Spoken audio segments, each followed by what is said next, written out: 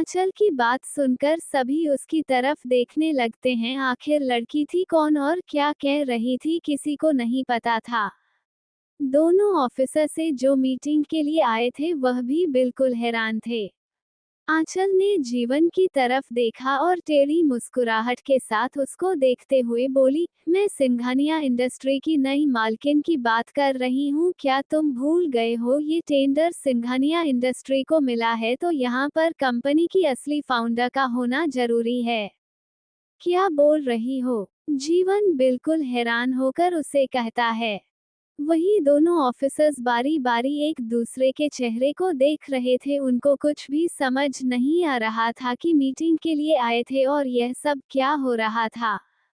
क्या आपने अपनी कंपनी बेच दी है मिस्टर सिंघानिया?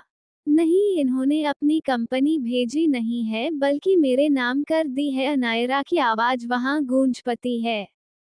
वैसे होटल के पूरे एरिया को बुक किया हुआ था इसलिए वहां पर कोई और नहीं था। अमायरा दरवाजे से अंदर आई।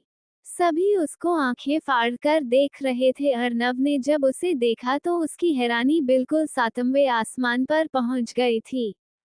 अर्नव ये सुनकर हैरान था कि उसने आखिर अपनी कंपनी को किसी और को कब बेचा, उसे याद क्यों नहीं।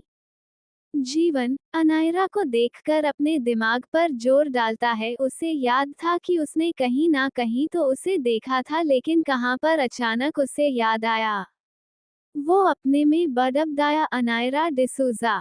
अनायरा वहां आई और एक एक नजर अर्नव और जीवन को देखकर आगे बढ़ गई। उसने दोनों ऑफिसर्स की तरफ अपना हाथ बढ़ाया और उनसे कहा, hello, I am Anaira D'Souza, इस कंपनी की नई सीईओ एंड फाउंडर। दोनों ऑफिसर्स कभी अनायरा को देख रहे थे तो कभी अर्नव और जीवन को। उनको तो कुछ भी समझ नहीं आ रहा था, यहाँ तक कि अर्नव और जीवन भी अभी तक बिल्कुल हैरान थे। आंचल ने एक टेढ़ी मुस्कुराहट के साथ उन दोनों को देखा और अनायरा के पास आकर खड़ी हो गई। अगर मैं गलत नहीं हूँ तो आप एरी ग्रुप कंपनी की फाउंडर है जी, और अब सिंघानिया ग्रुप इंडस्ट्री के भी नए फाउंडर बन चुकी हूं और यह टेंडर मेरी कंपनी को मिला है इसलिए मुझे यह मीटिंग अटेंड करनी है और इस मीटिंग में मेरा होना बहुत जरूरी है। अनायरा की बात सुन सभी सन थे। अर्नव और जीवन तो कभी एक दूसरे की तरफ देख रहे थे तो कभी अनायरा की तरफ। अर्नव ने कसकर अपनी मुट्ठी को बंद कर लिया। मैं तुम्हें जानता तक नहीं हूँ और तुम कह रही हो कि तुमने मेरी कंपनी को अपने नाम करवा लिया है। क्या सबूत है कि तुम मेरी कंपनी को अपनी कंपनी का रही हो? अनायरा ने जब अर्नव की बात सुनी तो बिना उसकी तरफ देखकर कहा, मेरे पास अभी इतना वक्त नहीं कि आपको सबूत दे सकूं। अगर आपको सबूत चाहिए तो कुछ देर पहले आपके पास जो लिफाफा आया था उसे चेक कर लेना चाहिए था आपको। अर्नव ने अनार की बात सुनी तो अपने दिमाग पर जोर डाला। उसे याद आया कि कुछ देर पहले उसके पास एक लिफाफा आया था जो उसके नाम पर था और उसे लिफाफे को उसने देखा भी नहीं था। लेकिन मैंने अपनी कोई भी कंपनी तुम्हारे नाम नहीं की है। अर्नव उसे देखकर अपने दांत दबाकर बोला। अनायरा ने वही रखी हुई टेबल को खींचकर उसे पर बैठ गई और ऑफिसर्स को बैठने का इशारा करते हुए बोली, आप भी बैठ जाइए सर, अगर आप इन लोगों के बेफिजूल के सवालों में पड़ जाएंगे तो ये डील कभी नहीं हो पाएगी। दोनों ऑफिसर्स एक दूसरे के चेहरे की तरफ देखते हैं। उन्होंने नायर से कहा, एक्सक्यूज मी, हमें कुछ टाइम दीजिए। अनायरा ने उड़ते हुए अपनी गर्दन हिलाई तो दोनों ऑफिसर से कोने में आ गए। दोनों की नजरें आपस में बातें करते हुए कभी अन्य को देख रही थी तो कभी अर्नव को। वही अर्नव और जीवन अनायरा और आंचल को गुस्से से देख रहे थे। अर्नव का ऐसा मन कर रहा था कि अभी उसे टेबल से उठा और बोले कि आखिर तुम हो कौन और यहाँ पर क्या कर रही हो? आखिर यह सब बकवास करके तुम हमारी इतनी इम्पोर्टेंट मीटिंग क्यों खराब करना चाहती हो? अर्नव दोनों ऑफिसर्स के पास गया और उसने उनसे कहा, सर देखिए, मुझे नहीं पता कि यह कौन है और क्या कह रही है, लेकिन ये कंपनी मेरा नाम है और इस कंपनी का मालिक मैं हूँ। मैं इस कंपनी को खड़ा किया है ऑफिसर्स चरणों की बात सुनकर उसकी तरफ देखने लगते हैं और फिर अर्नव की तरफ देखते हुए कहते हैं, देखिए मिस्टर सिंघानिया, अभी आपकी कंपनी में क्या हो रहा है ये तो आपको ही पता होगा, लेकिन अभी के लिए आपको ये टेंडर हम नहीं दे सकते हैं। पहले आप फिक्स कर लीजिए कि आपकी कंपनी आपका नाम पर है या फिर अनायरा डिसूजा के नाम पर है। ऑफिसर जितना कहकर वहां से चले जाते हैं, वहीं अनायरा यार पर बैठी हुई थी। उसने अपना एक पैर उठाकर अपने दूसरे पैर पर रख दिया और मुस्कुराने लगती है। उसने एक बार भी पलटकर नहीं देखा था। अर्नव भी उन ऑफिसर्स के पीछे पीछे बाहर की तरह चला जाता है और जीवन एक नजर अनायरा को देखा है, फिर अपना पर पटकते हुए अर्नव के पीछे बाहर जाता है। क्या लगा तुम्हें, तुम इतनी आसानी से सब कुछ बोल हो गए, मेरे होते हुए बिल्कुल भी नहीं, और ये तो शुरुआत है। तुमसे सब कुछ छीन चुकी हूँ, लेकिन मैं जानती हूँ कि तुम ये सदमा बर्दाश्त नहीं कर पाओगे। तुम डर डर के ठोकरें खाओगे और फिर बाद में तुम जब मेरे पास आओगे तब शुरू होगा असली खेल। अनायरा के चेहरे पर शैतानी मुस्कुराहट तैर रही थी। अब आखिर आगे उसके दिमाग में क्या चल रहा था ये तो वही जानते थे, लेकिन अभी का सदमा अर्नव के लिए बेहद भयानक था। Audio by Sakil Jacks 07। Arnav ने उन ऑफिसर्स को मीटिंग के लिए बुलाने की काफी कोशिश की, लेकिन उन्होंने दोबारा यह मीटिंग पोस्टपोन कर दी। अर्नव जीवन के साथ खड़ा था। जीवन अर्नव के कंधे पर अपना हाथ रखकर खड़ा था और उसे शांत करवाते हुए कहता है, मैं इसे जानता हूँ, ये अनायरा डिसूजा है, लेकिन ये सब क्या कह रही है मुझे नहीं पता, और ना तुम सब्र रखो, मैं सब कुछ पता लगाता हूँ। आखिर मैंने कब अपनी ही कंपनी को इसके नाम किया? मैं कभी अपनी चीजों को किसी को नहीं देता। हाँ, मैं जानता हूँ, शायद ये हमसे कोई बदला निकालना चाहती है। जीवन ने इतना कहा। उस वक्त अर्नव की नजर अनायरा पर जाती है, जो होटल से बाहर की तरफ आ रही थी, और उसके पीछे उसकी सेक्रेटरी आंचल भी थी। आखिर यह चाहती क्या है, इसका जवाब तो सिर्फ यही दे सकती है। अर्नव ने इतना कहकर अपने कदम उसकी तरफ बढ़ा देता है और ना उसके पास आकर बिल्कुल उसका रास्ता रोककर खड़ा हो गया। अनायरा ने अपनी नजर उठाकर उसकी तरफ एकटक देखा। क्या मैं जान सकता हूँ कि आखिर तुमने ये सब क्यों किया और झूठ क्यों कहा? अर्नव की बात सुनकर अनायरा अपने हाथों को आपस में बांधकर उसे कहती है, मुझे आदत नहीं है किसी के साथ मजाक करने की या फिर झूठ कहना, मेरी फितरत में नहीं। तुम कुछ भी समझ सकते हो, लेकिन जो सच है मैं वही कहा। सिंघानिया इंडस्ट्री अब मेरे नाम पर है और कल ऑफिशियली यह न्यूज़ सब जगह पहुंच जाएगी। तुम्हें इस बारे में ज़्यादा ही जानना है तो अपने ऑफिस वापस जाओ, और शायद तुमने अभी तक मेरा भेजा हुआ लेटर नहीं देखा, उसे देख लो। अर्नव उसके चेहरे के आगे उंगली करते हुए कहता है।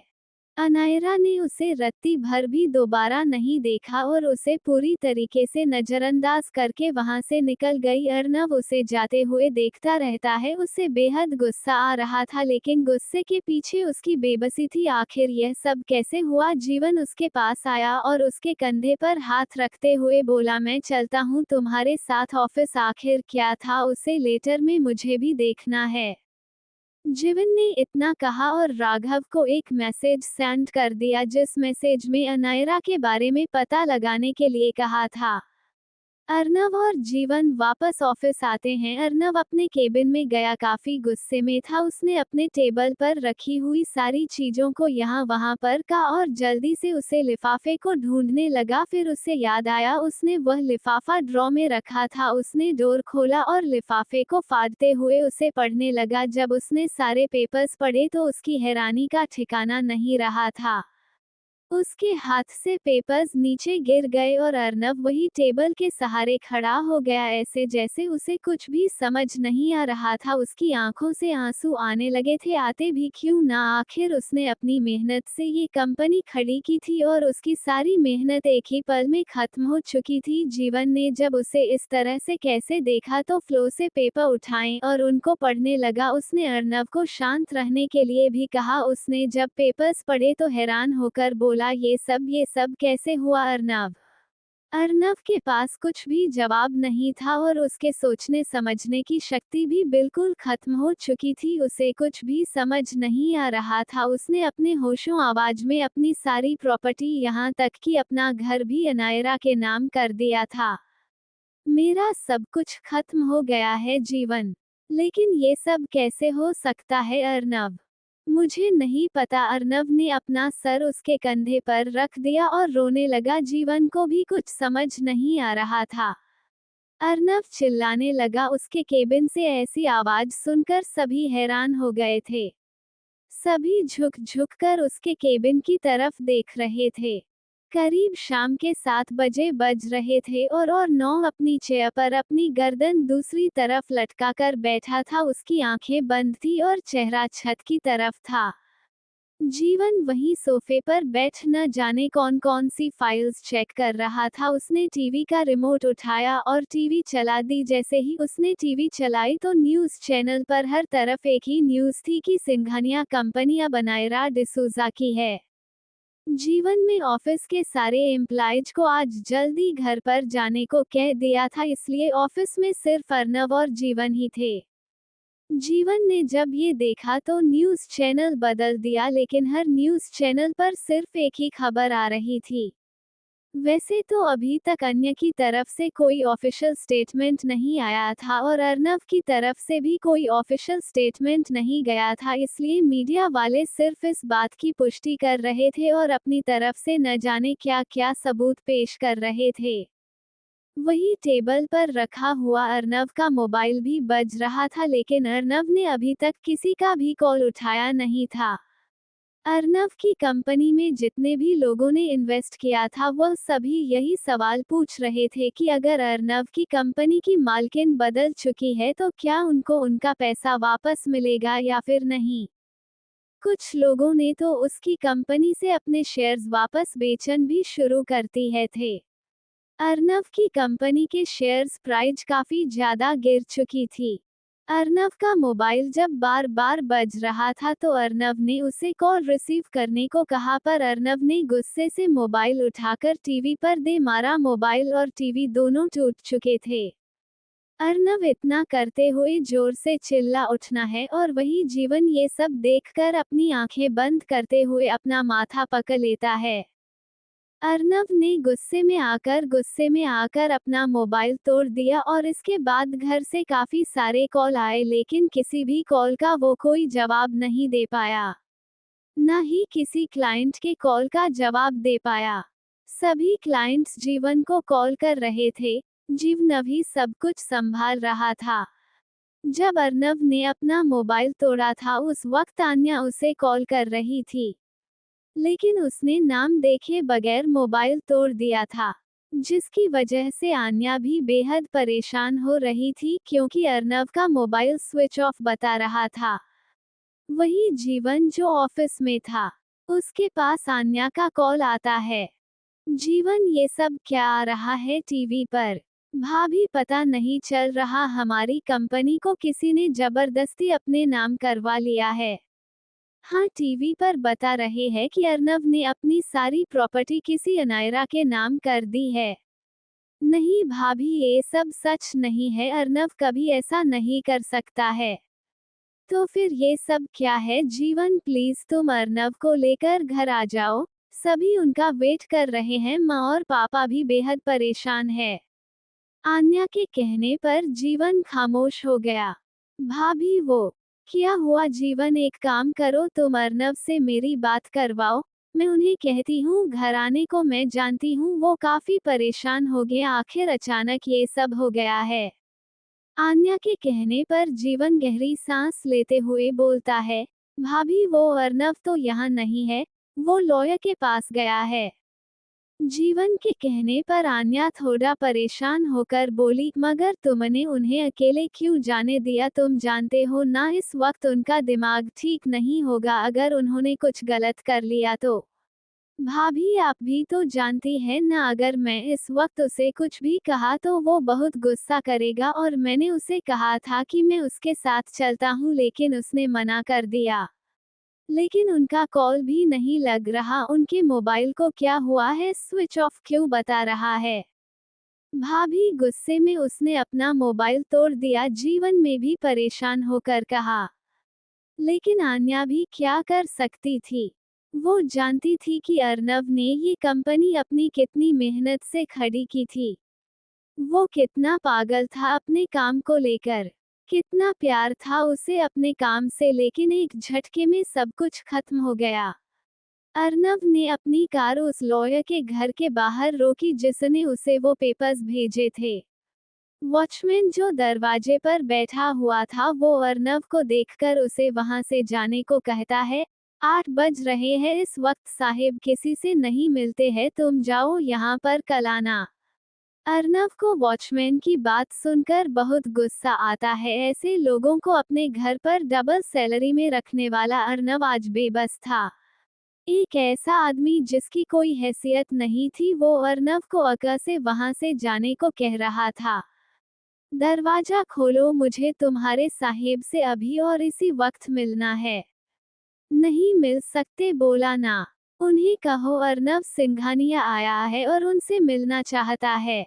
वॉचमैन अर्नव को ऊपर से लेकर नीचे तक देखा है और फिर मजाकिया लहजे में उसकी हंसी उड़ाते हुए कहता है, अच्छा तो तुम ही हो अर्नव सिंघानिया, इसके बारे में न्यूज़ चैनल पर इतनी खबरें आ रही है। अच्छा, अपना सब कुछ बेचकर सड़क पर आ गए हो क्या? जो काम मांगने के लिए यहाँ पर आए हो? देखो, मैं अपनी नौकरी तुम्हें बिल्कुल नहीं दूंगा, तो अगर मेरी नौकरी मांगने के लिए यहाँ पर आए हो तो चले जाओ यहाँ से।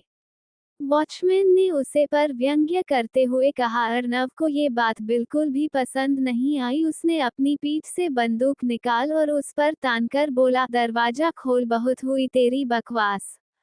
वॉचमैन ने जब अपनी कनपटी पर बंदूक देखी तो थर थर कांप गया। वो बोला, पर मेरी नौकरी चली जाएगी साहिब, से बिना अपॉइंटमेंट कोई नहीं मिल सकता। अभी भी तुम्हारी जुबान चल रही है। अर्नव ने इतना कहते हुए ट्रिगर पर उंगली रख दी। वॉचमैन ने थूक गटक लिया। खोलता हूँ, वो कांपकर बोला। खोल जल्दी, अर्नव ने इस बार गुस्सा करते हुए चिल्लाकर कहा। वॉचमैन ने मैन डोर खोल दिया। अर्नव बंदूक लेकर तेज कदमों से अंदर की तरफ चला जाता है। जब वो अंदर आया तो उसका बेटा, जो करीब 15 साल का था, वो सोफे पर बैठकर टीवी पर कार्टून देख रहा था। उसी वक्त अर्नव को धड़ल्ले से घर के अंदर घुसते हुए देखकर उसने उसे कहा, भैया कौन हो आप और यहाँ पर अंदर कहाँ आ रहे हो? अर्नव उसकी तरफ देखते हुए बिना किसी एक्सप्रेशन के बोला, तुम्हारे डैड कहाँ है? वो तो उधर है। लड़के ने अर्नव के हाथ में गन देख ली थी, जिसकी वजह से उसे भी डर लगने लगता है। लड़के ने अपने डैड के ऑफिस रूम की तरफ इशारा करते हुए कहा। अर्नव तेजी से रूम के अंदर चला गया। वही वो लड़की भी डरती हुई आंखों से अपने डैड के रूम की तरफ देखने लगता है, जहां पर एक टेबल पर एक आदमी जो करीब 50 साल का था, आंखों पर चौकोर चश्मा, सफेद बाल थे, थोड़े बहुत चेहरा वकीलों वाला था। गंभीर भाव थे चेहरे पर। टेबल पर नेम प्लेट पर नाम लिखा था, एडवोकेट अभिजीत सिन्हा। एडवोकेट अभिजीत सिन्हा अपने कुछ पेपर्स में अपनी नजरें गड़ा कर बैठे थे। उन्हें देखकर ऐसा लग रहा था जैसे कोई बहुत जरूरी कागजात पढ़ रहे हो। अर्नव उनके पास आता है। उसने टेबल पर अपने दोनों हाथ ठोककर रख दिए और उनकी तरफ देखते हुए बोला, तुमने मेरी सारा प्रॉपर्टी अनायरा डिसूजा के नाम पर कैसे लिख दी? एडवोकेट अभिजीत ने अपनी नजर उठाकर अर्नव को देखा, जो बेहद गुस्से में जबड़े भींचकर उसके चेहरे को देख रहा था। एडवोकेट अभिजीत अर्नव की तरफ अपनी नजरें उठाकर देखते हैं। अर्नव काफी गुस्से में था और उनको देख रहा था, लेकिन एडवोकेट अभिजीत को कोई भी फर्क नहीं पड़ा। उसने इस तरीके से देखा जैसे अर्नव के गुस्से को आसानी से कंट्रोल कर सकते हो। मिस्टर सिंघानिया, बैठ जाए, इतना गुस्सा करना ठीक नहीं होता है। अर्नव उनकी तरफ गुस्से से देख रहा था, लेकिन एडवोकेट अभिजीत ने सामने चेयर की तरफ इशारा किया। अर्नव गुस्से से अपने जबड़े भींचकर बोला, मैं यहाँ पर बैठने नहीं आया हूँ, मुझे मेरे सवाल का जवाब चाहिए। तुम ही वो वकील हो ना जिसने मेरी प्रॉपर्टी अनायरा डिसूजा के नाम की है। एडवोकेट अभिजीत अपनी उंगलियों को आपस में उलझाकर अर्नव की तरफ देखते हुए कहते हैं, नहीं, मैं किसी के नाम पर कुछ नहीं किया है, ये तो अपने अपने साइन करके दिए, उसके बाद में कानूनी तौर पर सब अनायरा डिसूजा का हो चुका है। अर्नव वही रखा हुआ पानी का गिलास नीचे फेंक देता है। गिलास के टुकड़े चारों तरफ फैल जाते हैं। मैं पागल नहीं हूँ जो अपना सब कुछ किसी के नाम कर दूंगा। और मैं इतना प्रोफेशनल बिल्कुल नहीं हूँ कि आपका साइन किसी पेपर पर कर सकूं। एडवोकेट अभिजीत ने अपनी डोर से कुछ पेपर्स निकालकर अर्नव के सामने रखती है और फिर उनकी तरफ इशारा करते हुए बोले, अच्छे से चेक कर लीजिए मिस्टर सिंघानिया, इन पर आपके ही साइन है। यदि आपको याद नहीं होगा, लेकिन आपने कभी तो इन पेपर्स को हाथ लगाया है। अर्नव ने पेपर्स को देखते हुए एक नज़र एडवोकेट अभिजीत को देखा। तो वो बोले, देख लीजिए मिस्टर सिंघानिया, इसके अलावा मेरे पास कोई दूसरा रास्ता नहीं है आपको यकीन दिलवाने का। अर्नव ने पेपर्स उठाए और उनको देखने लगा। वो जैसे जैसे पेपर्स देख रहा था तो उसका गुस्सा और भी बढ़ जाता है। उसने गुस्से में आकर सारे पेपर्स फाड़ दिए। एडवोकेट अभिजीत ने उसे पर कोई ध्यान भी नहीं दिया, वह बिल्कुल भाव शून्य होकर उसको देख रहे थे, जैसे उन्हें बिल्कुल भी फर्क नहीं पड़ा हो। मैं अच्छी तरह जानता हूँ कि तुम अनायरा के खास आदमी हो, इसलिए तुम ये सब कर रहे हो। अर्नव के इतना कहने पर एडवोकेट अभिजीत टेढ़ी तरीके से मुस्कुराकर उसकी तरफ देखने लगते हैं और बोलते हैं, मैं कभी भी किसी को बेवजह परेशान करने में यकीन नहीं रखता हूँ। मुझे नहीं पता कि तुम मुझ पर इतना गुस्सा क्यों कर रहे हो, लेकिन ये सब करके तुम्हें कुछ भी हासिल नहीं होगा, क्योंकि तुम भी जानते हो कि तुम्हारी प्रॉपर्टी मेरे पास नहीं बल्कि अनायरा के पास है। अगर तुम्हें सवाल जवाब करने हैं तो उसके पास जाकर करो, मेरे पास तुम्हारे किसी भी सवाल का जवाब नहीं है। लेकिन तुमने ही यह सब किया है। देखिए मिस्टर सिंघानिया, मैं आपको बहुत अच्छी तरीके से तो नहीं जानता हूँ, लेकिन इतना जरूर जानता हूँ कि आप बिजनेस इंडस्ट्री का बहुत बड़ा जाना माना नाम है, और मैं कभी भी ऐसे काम नहीं करता हूँ जिसकी वजह से मुझे कोई परेशानी हो। मेरे पास ये पेपर्स आए और मुझे इन्हें कानूनी तौर पर रजिस्टर करने को कहा गया, जो मैंने किया। इसके अलावा आपकी दुश्मनी और दोस्ती के बारे में मुझे कुछ भी नहीं पता है। अर्नव उन्हें घूर रहा था, लेकिन एडवोकेट अभिजीत बिल्कुल शांत थे। अर्नव के पास कोई चारा नहीं था, वो कुछ नहीं कर सकता। उसने गुस्से से अपनी बंदूक उनकी तरफ कर दी। तुम सच बताओ वरना। अर्नव ने बिल्कुल ट्रिगर पर अपनी उंगली रखी हुई थी, मगर एडवोकेट पर अर्नव के गुस्से का और गन का कोई डर नहीं था। अगर तुम्हें लगता है कि मुझे मारकर तुम्हारी सारी परेशानी खत्म हो जाएगी तो तुम यकीनन मुझे मार सकते हो। अर्नव ने इतना सुना, दो ट्रिगर पर उंगली रख दी और गोली चला दी। गोली की आवाज सुनकर एडवोकेट का बेटा और वॉचमैन दौड़कर वहां आते हैं। अर्नव के हाथ में गन थी। दोनों काफी डर से उसे देख रहे थे। उन्होंने देखा कि एडवोकेट अभिजीत सही सलामत है तो दोनों को सुकून मिलता है। अर्नव ने दरअसल गली कहीं और चला दी थी, ना कि उन पर। अर्नव गुस्से से वहां से निकल जाता है। उसके जाने के बाद अभिजीत का बेटा दौड़कर उनके पास जाता है। वहीं दूसरी तरफ सिंघानिया मेंशन में अर्नव को लेकर सब परेशान हो रहे थे। मॉम, ये सब क्या हो गया? आजीविका लॉन में बैठी हुई कौशल्या जी से कहती है। सभी बेहद परेशान थे। किसी को कुछ समझ नहीं आ रहा था। पता नहीं अज्जू, मुझे भी कुछ भी समझ नहीं आ रहा है, ये सब कैसे हो रहा है और क्यों हो रहा है। अर्नव अपने बिजनेस से बहुत प्यार करता है, वो कभी भी ऐसा नहीं कर सकता है। आजीविका ने अपना सिर कौशल्या जी के गोद पर रख दिया। मॉम, क्या हमें इस घर से जाना होगा? पता नहीं अज्जू, अभी इस उम्र में ये सब क्या देखना पड़ रहा है। कल तक सब कुछ कितना सही था और आज। पंकज जी, जो कि मीडिया वालों के कॉल से परेशान हो गए थे, वो भी वहां आ जाते हैं। मीडिया ने घर को आसपास से घेरा हुआ था। वो तो घर के बॉडीगार्ड्स की वजह से कोई भी अंदर नहीं आ सकता था। पंकज जी का उतरा हुआ चेहरा देखकर कौशल्या जी उनको कहती है, परेशान मत हो, ये सब कुछ ठीक हो जाएगा, अर्नव सब संभाल लेगा। मैं अर्नव को लेकर ही ते परेशान हूँ कौशल्या, मेरे बच्चे ने कितनी मेहनत करके ये कंपनी खड़ी की थी और आज इसकी मेहनत डूब गई है, ऐसा महसूस हो रहा है। पंकज जी इतना कहते हुए वही चेयर पर बैठ जाते हैं।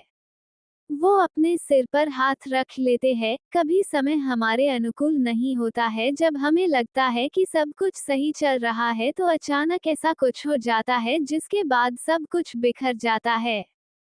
पंकज जी की बूढ़ी आंखें और कौशल्या जी को इस उम्र में ये सब देखना पड़ेगा, शायद उन्होंने ये कभी नहीं सोचा था।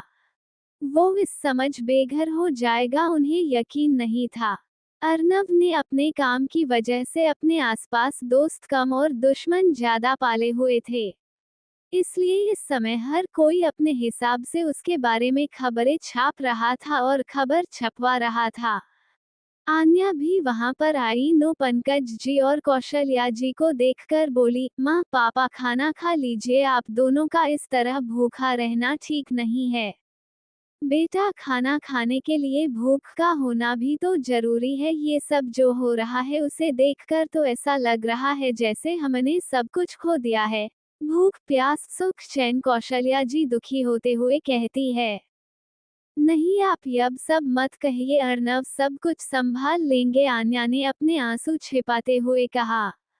वो तो सब कुछ संभाल ही लेगा, लेकिन उसे कौन संभालेगा? उसने कितनी मेहनत से ये कंपनी खड़ी की थी, लेकिन आज उसके साथ क्या हो रहा है? बेटा, तुमने कॉल किया उसे? आन्या ने गर्दन हिलाते हुए उनकी तरफ देखकर कहा, हाँ किया तो था, लेकिन उन्होंने कॉल रिसीव नहीं किया। कौशल्या जी ने अपने सीने पर अपना हाथ रख लिया और बोली, मेरा बच्चा ठीक तो होगा, न जाने क्या बीत रही होगी उस पर, कहाँ होगा। आन्या जब उनकी हालत देखती है तो उन्हें कहती है, जीवन से बात हो गई थी, वो वकील के पास गए थे। कौशल्या जी को इतना परेशान देखकर पंकज जी उन्हें शांत रहने के लिए कहते हैं।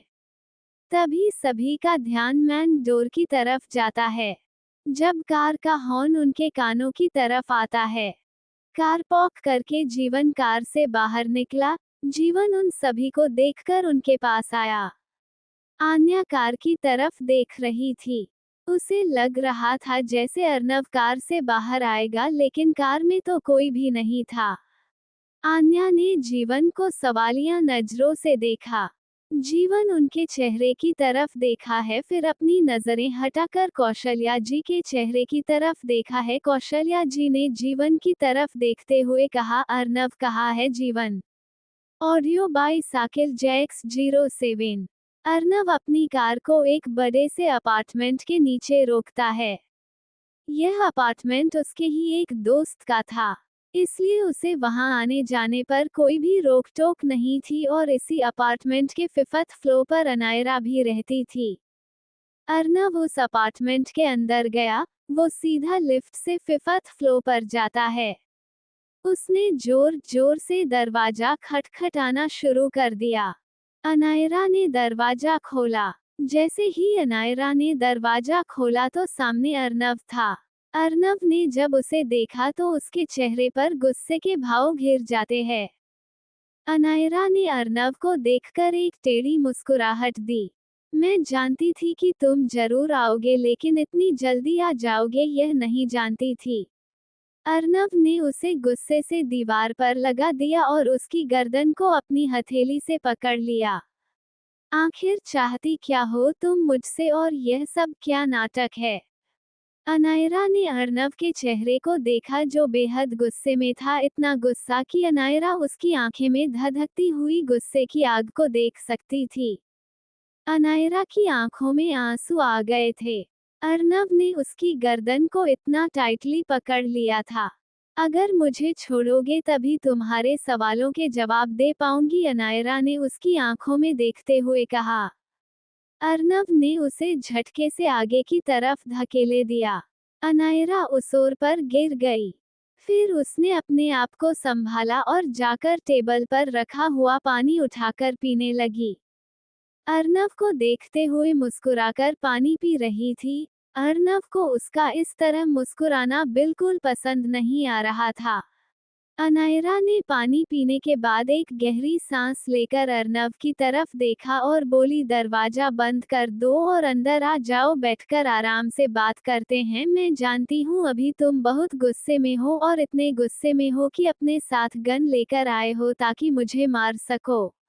अर्नव उसकी तरफ देखते हुए कहता है, तुम्हें मरने के लिए मुझे गन की कोई जरूरत नहीं है, लेकिन मैं तुम्हें इतनी आसानी से नहीं मारना चाहता। मैं जानना चाहता हूँ कि तुम ये सब क्यों कर रही हो और तुमने मेरी सारी प्रॉपर्टी अपने नाम कैसे की।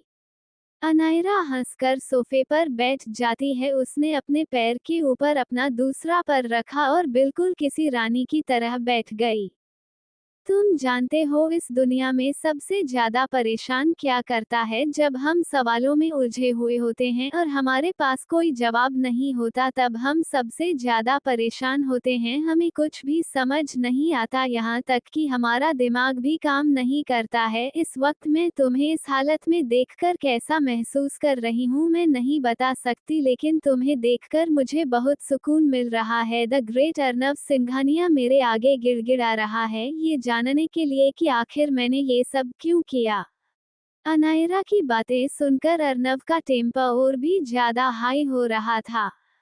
मुझे तुम्हारी बकवास नहीं सुननी है, लेकिन मैं तुम्हें इतनी आसानी से सब कुछ बता दूंगी। तुमने ये सोच भी कैसे लिया? तुम खुद को माफिया डॉन कहते हो ना? तुमने अपनी जिंदगी में बहुत से मसले अपने दम पर हल कर लिए हैं, तो तुम अपने आप को भी बचा लो, खुद को निकाल लो इस मुसीबत से।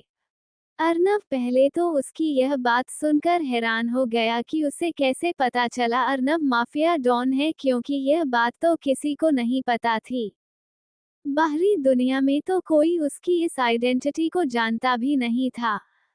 क्या हुआ? इस तरह क्यों देख रहे हो? चौंक गए क्या? मुझे कैसे पता चला कि तुम माफिया हो? मैं तुम्हारे बारे में बहुत कुछ जानती हूँ, इसलिए तो तुम्हारे सामने जिंदा खड़ी हूँ, वरना मैं जानती हूँ कि अब तक तुम अगर मेरे बारे में पता लगा चुके होते हैं तो शायद मुझे भी मार चुके होते हैं। लेकिन मैं इतनी आसानी से हार मानने वाली नहीं हूँ अर्नव सिंघानिया। मैं तुम्हें चैलेंज करती हूँ, अगर तुम 24 घंटे में सब कुछ पता लगा लेते हो तब मैं तुम्हारी काबिलियत पर जरा भी शक नहीं करूंगी, लेकिन अगर तुम 24 घंटे में कुछ भी पता नहीं लगा पाए तो तुम्हारा घर तुम्हारे हाथ से चला जाएगा, तुम्हारा पूरा परिवार सड़क पर आ जाएगा और तुम कुछ भी नहीं कर पाओगे। तुम्हारी जो आइडेंटिटी तुमने छुपा के रखी है पूरी दुनिया जान जाएगी। एक बार तुम्हारी माफिया वाली पर्सनैलिटी के बारे में सभी को पता चल गया, उसके बाद तुम्हारे ऊपर इतने मर्डर कैसे बनेंगे तुम जानते भी नहीं हो। तुम्हारा परिवार, तुम्हारी पत्नी, तुम किसी को नहीं बचा पाओगे। अर्नव ने गुस्से से चिल्लाते हुए कहा, अनायरा अपनी हद में रहो, मेरे परिवार पर अपनी गंदी नजर डालने की कोशिश भी मत करना, वरना तुम्हारी आंखों को निकालने में मुझे जरा भी अफसोस नहीं होगा। अनायरा हंसते हुए सोफे से उठ जाती है और क्लैपिंग करते हुए उसके सामने आकर खड़ी हो जाती है। उसने अर्नव की नजरों से नजरें मिलाई, दोनों के चेहरे के बीच में कुछ इंच का फैसला था, दोनों एक दूसरे की सांसों को महसूस कर सकते थे। जहां एक तरफ अर्नव की आंखों में गुस्सा था, वहीं अनायरा की आंखों में नफरत ही नफरत दिखाई दे रही थी। मुझे तुम्हारी यही बात सबसे ज्यादा अच्छी लगती है कि तुम कभी भी अपने दुश्मन को जीतने नहीं देते। मैं तुमसे हारने के लिए तैयार हूँ, लेकिन जो इस घंटे बाद जब तुम्हें मेरे खिलाफ कुछ भी नहीं मिलेगा और तुम अपने आप को नहीं बचा पाओगे, तब मैं तुम्हें मैसेज करके एक एड्रेस बताऊंगी, उस पर आ जाना अगर तुम अपने परिवार को बचाना चाहते हो तो। अनायरा की बात सुन अर्नव ये तो जान गया था कि अनायरा उससे किसी बात का बदला ले रही है। वो अनायरा की आंखों में देखते हुए बोला, मैंने कभी हारना नहीं सीखा, तुम जो भी मेरे साथ कर रही हो उसका तुम्हें बहुत बुरा अंजाम भुगतना होगा। अर्नव ने उसे वार्निंग देते हुए अंदाज में कहा और वहां से तेज कदमों से निकल गया। अनायरा उसे जाते हुए देख रही थी। उसने अपने दोनों हाथ आपस में बांधते हुए अपने आप से कहा, अभी तो सिर्फ तुम्हारी बर्बादी की शुरुआत है। 24 घंटे बाद तुम्हें पता चलेगा कि आखिर मैं हूँ कौन और तुम्हें तबाह क्यों करना चाहती हूँ।